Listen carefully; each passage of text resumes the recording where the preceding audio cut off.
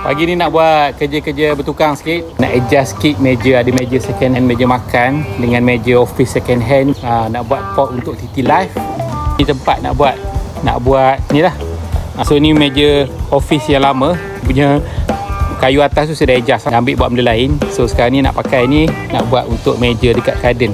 Jadi pakai je barang-barang terpakai ni. Sebenarnya banyak je kat rumah ni kan.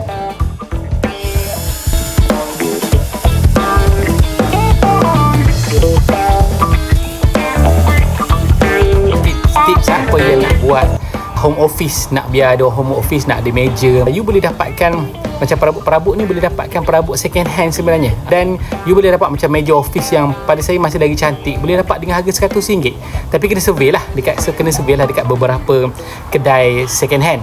Dan boleh juga adjust daripada kita ada banyak meja-meja lama kan, boleh adjust, bukan semestinya kita beli baru. Dan untuk kita start bisnes, nak buat letak komputer, nak buat letak tripod, nak buat video kan, so okey lah kita start dengan benda yang ada dulu. Cuma kita kena adjust sikit lah, mungkin beli pelapik bagi cantik sikit, pelapik hitam, ataupun kita beli stiker. Sekarang ni ada jual stiker kan, macam stiker wallpaper tu kan. Saya pernah buat balut.